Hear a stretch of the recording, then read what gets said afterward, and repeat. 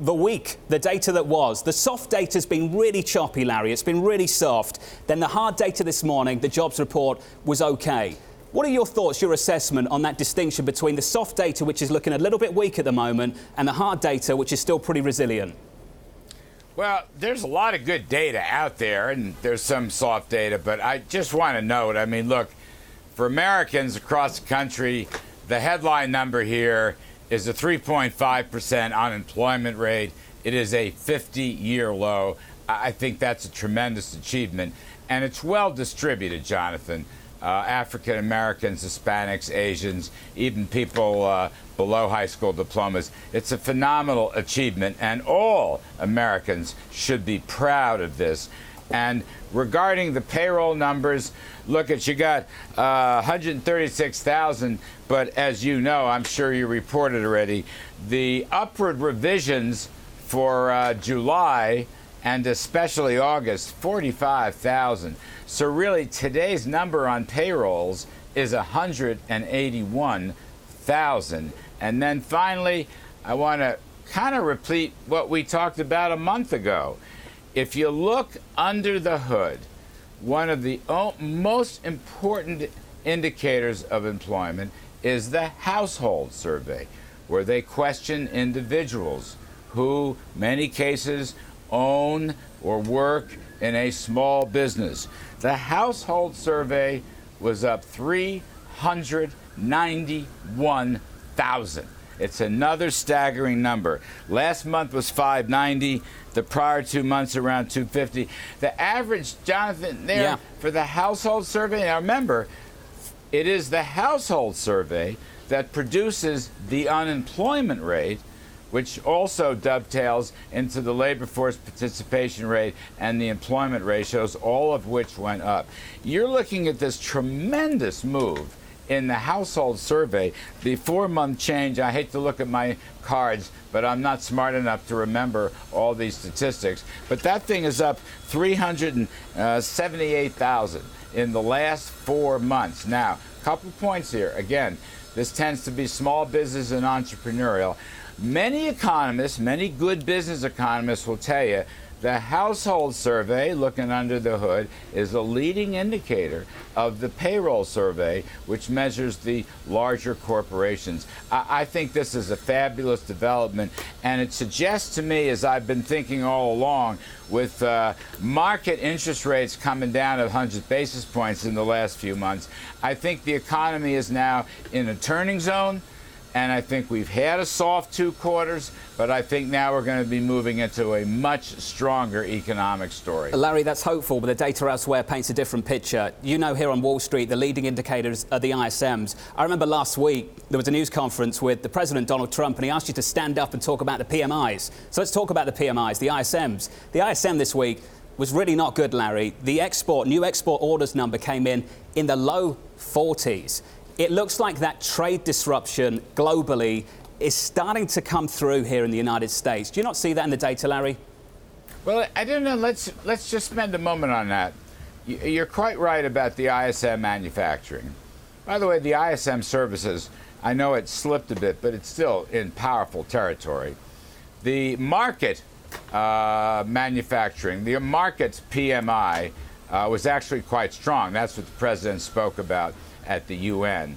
I want to make a point, though. I know it is commonplace to say the manufacturing slowdown is a function of the China trade discussion. But can I give you just a little counter view here? We've seen our exports to China, our manufacturing exports to China, come down. Okay, that is correct. But you know what? By far, the biggest problem we have regarding manufacturing and manufacturing exports is Europe, and especially Japan. You want to hear some numbers just real quick, because I racked these up last night. China exports of manufacturing is down about $50 billion. Okay? Canada and Mexico, which are bigger trading partners, manufacturing exports to those two countries, $100 billion down. This is in the last 3-4 months. Germany alone, which is in recession, we have lost 150 billion in manufacturing exports to Germany. The numbers, Larry, are terrible. The numbers are terrible. I totally agree with you. We can do Eurozone wide. We can do them all. If I go Eurozone wide, Jonathan, the trouble with the story here is not, in my judgment, that President Trump is trying to drive a good and hard bargain to protect the American economy from Chinese unfair and unlawful trading practices. I mean, that's ongoing. And that's a high priority, and I'm sure you and I'll get to that in a minute. The real trouble, factually, is the collapse of the European economy, most particularly in Germany. So America's great manufacturing companies have lost a huge export market. Again, let me repeat this. Germany alone cost us $150 billion in manufacturing exports. That's not a tariff question. That's because they're not growing, they're not cutting taxes and deregulating. So I just want to make that point. China really isn't the problem right now. They're bearing the brunt, I think, of our tariffs. It's the German story and the European story that needs to be improved. Larry, we're going to get screamed at because we're not moving quick enough. So let me move through some of these stories a little bit faster. I'll go fast. But I worked so hard to prepare these numbers. I know you did, and you've got them across quite clearly. There will be people screaming at the TV, though, saying the reason Europe is weak is because of trade. This isn't from me. This is from the chair of the Institute for Supply Management. Global trade remains the most significant issue, as demonstrated by the contraction in new export orders that began in July 2019. Let's just get to the trade talks next week, October 10th. Most people are trying to work out to what degree the slowdown in the economic data constrains the administration's ability to carry on pushing China. Are you saying, despite the weakness that we're seeing in the economy worldwide and in the United States very slowly creeping through, that doesn't change the approach from the United States going into next week? No, look, I mean, if you aggregate all the numbers, Jonathan, we're about 2.5% growth in the first half of this year, and I think we'll get at least that much in the second half of this year. So we're in a pretty strong position. China, on the other hand, which is really bearing the brunt of these tariffs, either through their devalued currency or price cuts or profit losses or supply chain movements, they're in much worse shape. By the way, those Chinese numbers, I don't know if you saw the Harvard study, you got to take the Chinese GDP and subtract about 2 percentage points, all right? So it's much lower than people thought. Now, I want to have the negotiations. Our team is going in open-minded. So this coming week, Monday and Tuesday, if I have this right, there will be new additional conferences, negotiations at the deputies level, and then Thursday and Friday of next week at the principals level. Everything's on the table.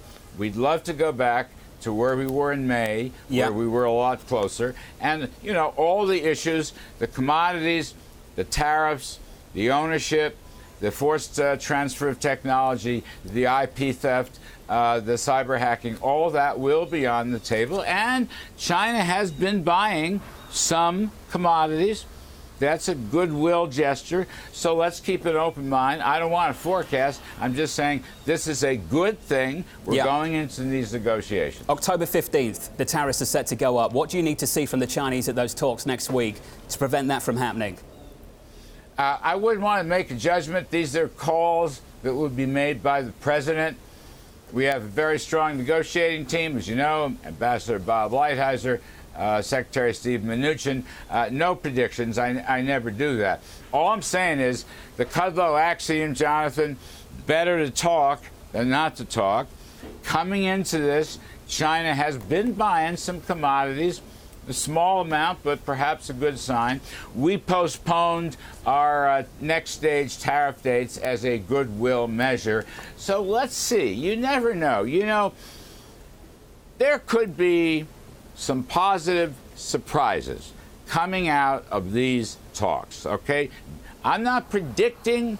I'm just saying don't rule that out. There could be some positive surprises. Well, Larry, a lot of people will be watching this just thinking you're trying to get the market up by improving the mood music around the trade story. Let's talk specifics. What are the things you want to see next week? I'm just telling you the truth. I can't move markets. Neither you nor I can move markets. I certainly can't, Larry.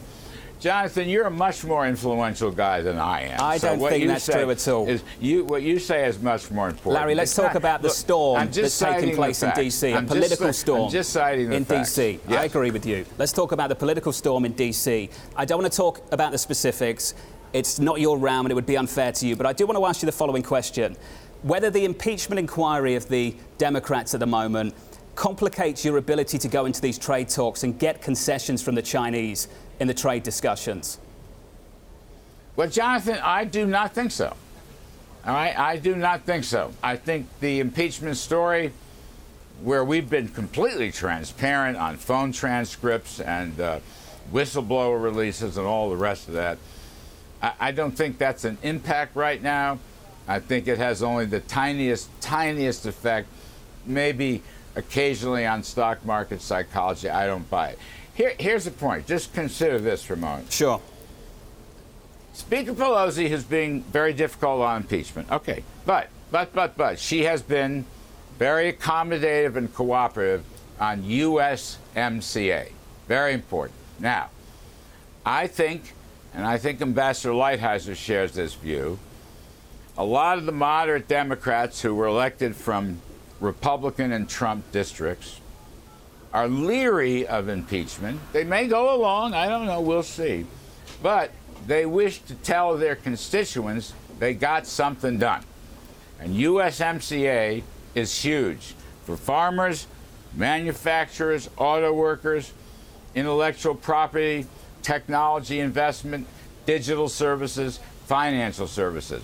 It's worth a 0.5% of GDP increase over a period of time. Couple 100,000 jobs. So what I'm saying is, okay, you've got impeachment. I understand that. Yeah. But at the same time, many of the moderate Democrats may wish to show that they can work with Republicans to produce a pro-growth package that benefits every single economic sector. So I remain optimistic about that point, and I believe Speaker Pelosi, as I say, she's being tough on impeachment, but she's been very open and accommodative on trade. Color me optimistic. I'm taking the over on the USMCA trade deal. Larry, I've got one final question for you. The president in the last 24 hours said China should start an investigation into the Bidens. If you go into trade talks next week and the Chinese ask you about that comment, how do you explain it? I have not spoken to the president on that.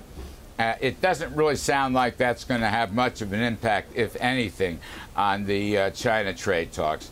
I do know that we continue to monitor the Hong Kong freedom and democracy movement, which the U.S. supports very strongly.